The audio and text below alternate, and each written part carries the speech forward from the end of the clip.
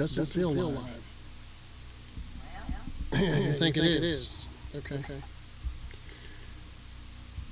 Everything showing that it is? All right.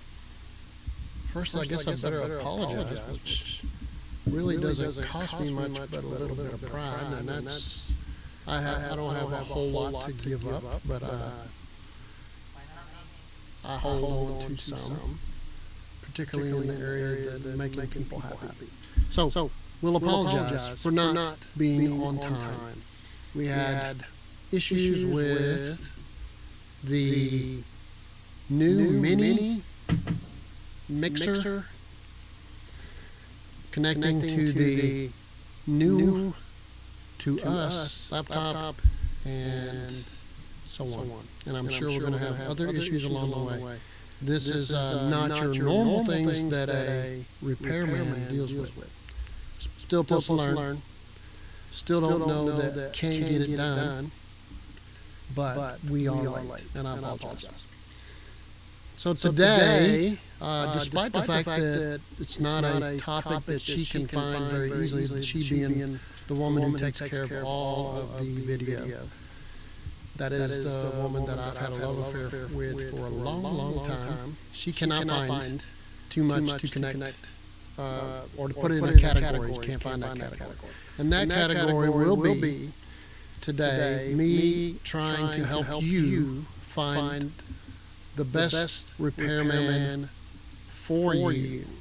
Now, I work on houses, I work on commercial buildings, and I work on mobile homes and campers and on and on. So I have a little bit of experience with a whole lot of things, and sometimes I have a whole lot of experience.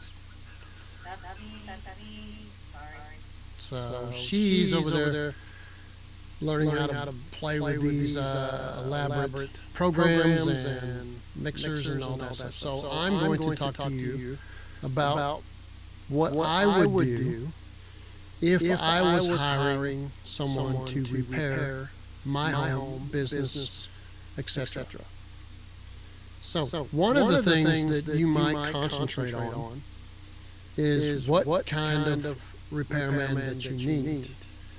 There are always, like your next door neighbor or somebody down the road that somebody else knows. Yeah, I think he knows how to do that. If that'll work for you, then you go to the next point, which would be how expensive is he? Is he going to charge? Do you get along with him? These are all things. Even if it's somebody next door, you really shouldn't use up all your favors, if you will, unless you intend to repay by, cooking a meal or something that you think would be legitimate and he thinks or she thinks. Don't know that many women repairmen, I'm sure they're out there. So I'm going to use these instances and others, which I have been told that I have a big time ranking on Angie's list. I don't even know. I don't follow it. But I am generally interested and perhaps highly focused on my reputation, period. So that is somebody that you would want. Not trying to paint myself, because I cannot be everywhere at one time. And quite often I feel like a fireman when the whole town is on fire. And that is stressful. And you wouldn't think so. You think, oh, you got all the work in the world. Well, you have to tell everybody, hey, can you just wait, because I'm trying to finish up. Well, how long will it be? A lot of times repairs are not predictable. Not as much as you would like. How long does it take to fix an electrical problem? You can be taking apart a whole lot of stuff, or you can find it real quick. So if you told them I'll be there in 2 hours, and it took 3, that would be wrong. If you told them you'd be there in 2 hours, and you got it done, and you're back over to their place in 10 minutes, they wouldn't be ready, and that wouldn't be accurate either. So what we're dealing with is somebody who is honest with you, or at least trying to be honest. Like us saying we're going to be here at 8 o'clock. You're looking for somebody who tells the truth and who makes you feel comfortable. Now, I think most people have enough instinct to decide, hey, this guy kind of makes me uncomfortable. You know, a lot of women will say that guy makes me feel creeped out. Maybe that's something you should pay attention to. So along the way, you need to follow your instincts. If you feel like this person is not being honest, ask more questions, perhaps before they even arrive. So one of the things you would do is check online to see if they have any kind of reputation online. How long have they been in business? What do they do? And will it fit what you need? Then you prepare the questions that you need to ask, and I would assume you have more than one choice. So you're going to ask these questions probably of more than one or two people, unless the first one you call feels like B1. So that is where you're at. You're going to have to go online or get on a phone book or call some friends. Who do you use? Who do you feel comfortable with? And then get the phone number and make an arrangement. Hey, can we talk? Or can you call me back?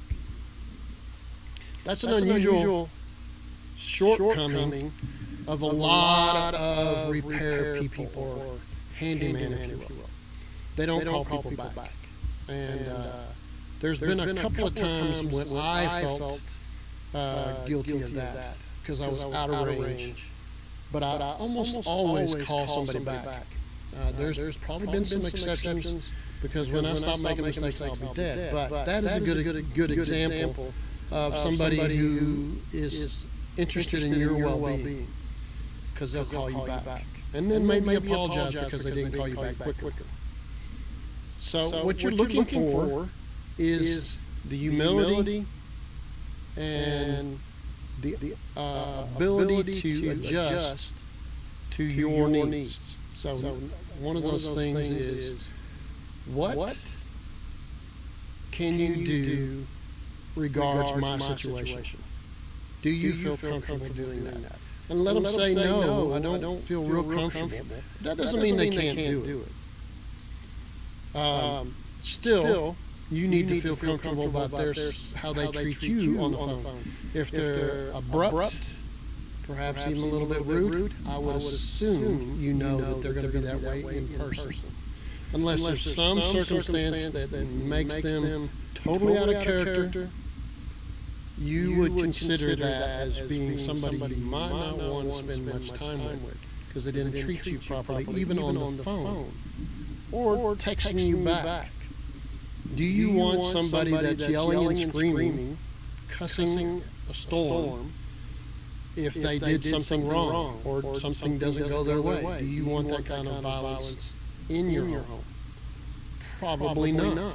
Although, if you have a lot of experience with that, you might not feel that so uncomfortable. But I suggest to you, losing your temper and losing your ability to stay focused and turning to violence is not somebody that usually has powerful lot of fortitude and endurance. Again, as further we go into these qualities that I'm talking about in a repairman, the less and less they will fill those needs as you look around. And I probably will mention this over many times that I've been talking on videos, and maybe not. Maybe you haven't heard it. But we haven't had the right birth rate for 50 years. In other words, there are more people dying than are being born for a long time. And that's pretty much around the world.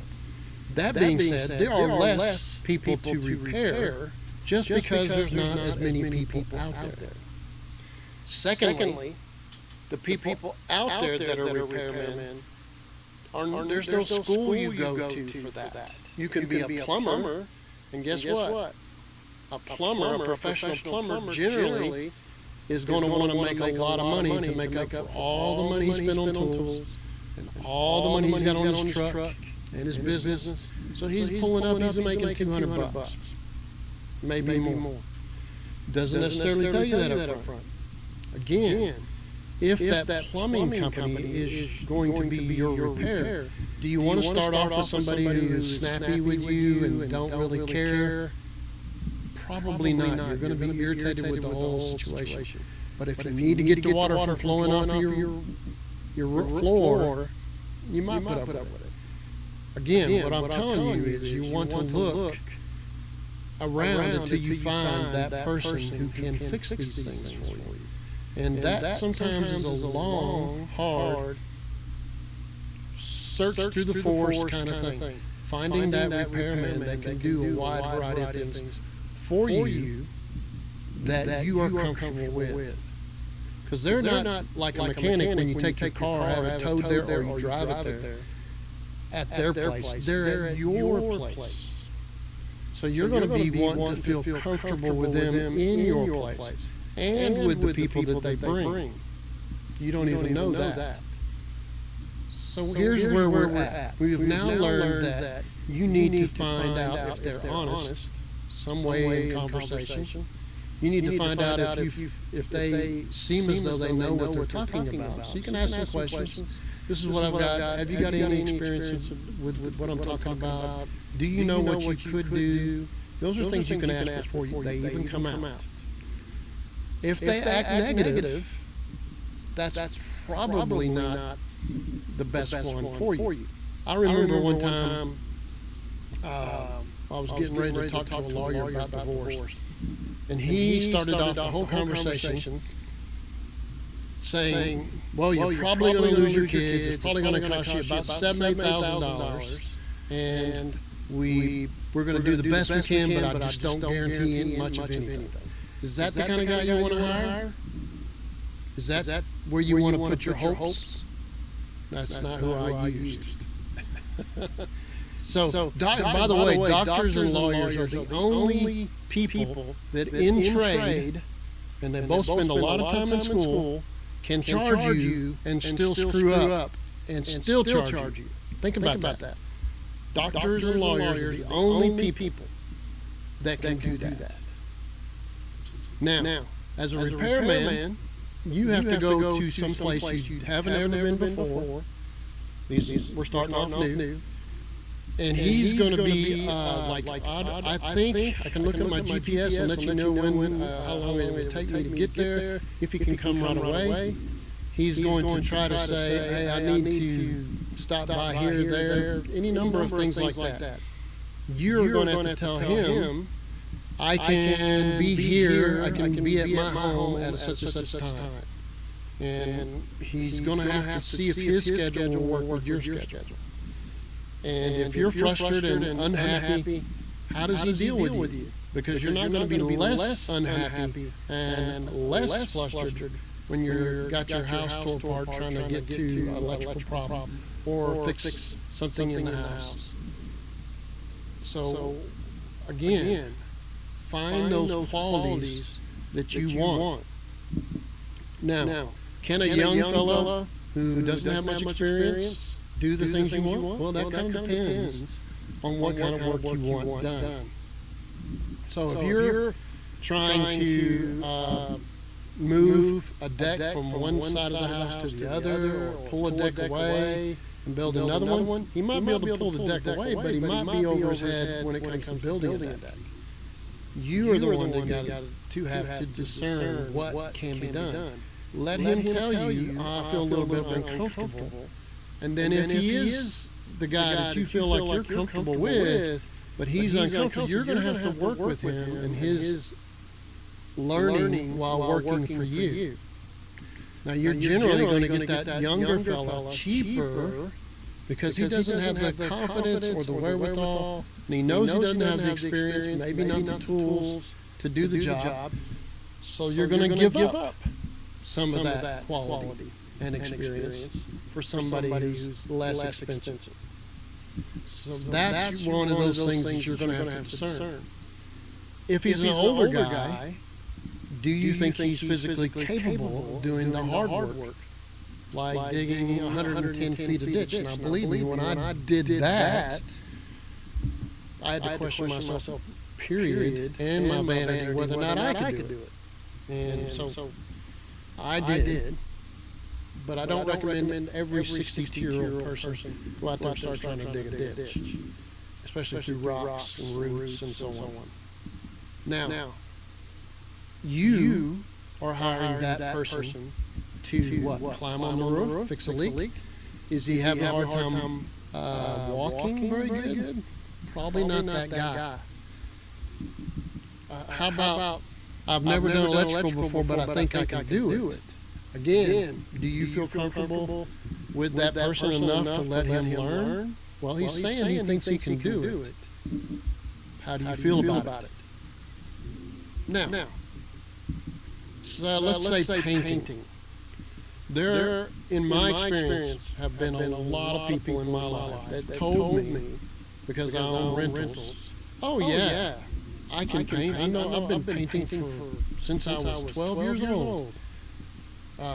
But they actually, their quality and your quality are not close. You'll find that out. So again, you're going to want the reputation of that person by way of other people that you know or don't know to be available to you to make you feel comfortable that they can accomplish what you want to accomplish. Perhaps you should consider trying him out on a smaller job, painting, electrical, plumbing, and see if that is going, if he feels comfortable then on a smaller job first.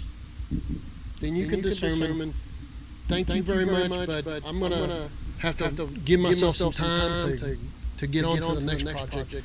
So thank you for your time, and you move on. So you didn't spend a whole lot of money with somebody you don't like and you don't trust, or don't feel they're skilled enough to do the job. That might be something you can consider. But they might be good enough for other things. So keep that person as a reference. If you felt comfortable with them, but you didn't feel like their experience was good enough, you might consider keeping them for what you felt they could accomplish. And guess what? You know what? People get better if they're trying to get better, working themselves to get more skills. Eventually, you can get better. Some actually deteriorate, just like every human nature. When it comes to like jacking up your house, that might be something that you want to find somebody that has enough skill talking to you about it that you feel comfortable having them do it. Again, you could work and say, hey, how about you try to do this for me?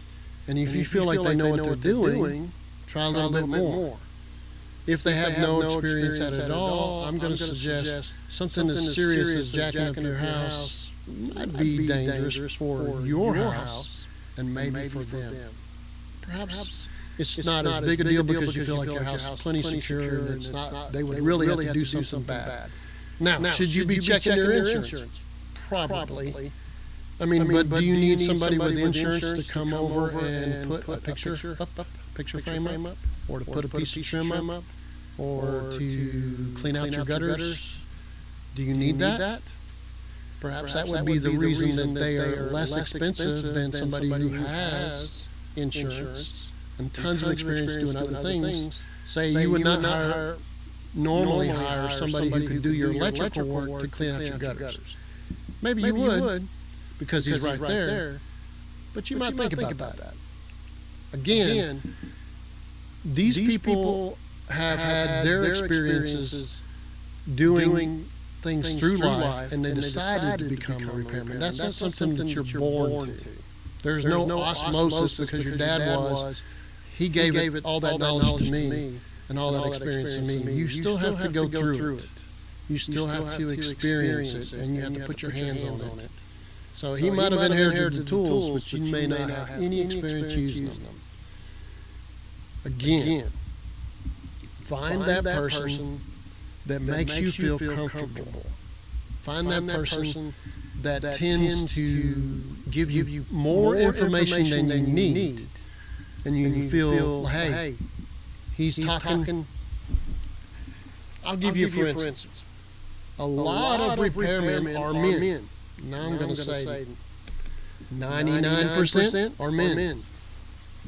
Let's say the majority, 80% of the time, when you hire a repairman to come to your house, it's the woman that's telling the repairman, this is what we need done. Maybe the husband calls you, say, I'm going to go make money. My wife's going to be there at a certain time. I'm going to be there at a certain time. Sometimes you meet the husband. Quite often the husband has other things to do, and the woman is who you deal with at least 80% of the time. Does that man talk down to you? That repair man, that handy man. Does he talk down to you as a woman? Is that somebody you want to do the work for you? Does he ask to talk to your husband because he doesn't feel like you can understand? That's not somebody who's really looking after your benefit. That's somebody who has had problems with women, probably because of his attitude, and he's going to do nothing but give you attitude whenever he sees fit to give it to you, because he's got a problem with all women. And quite often, as a repairman, you have to deal with a woman who has had to deal with a lot of really bad guys. You might have to swallow a little bit of pride because she's talking to you. But you know what? As a repairman, generally you have other things to do.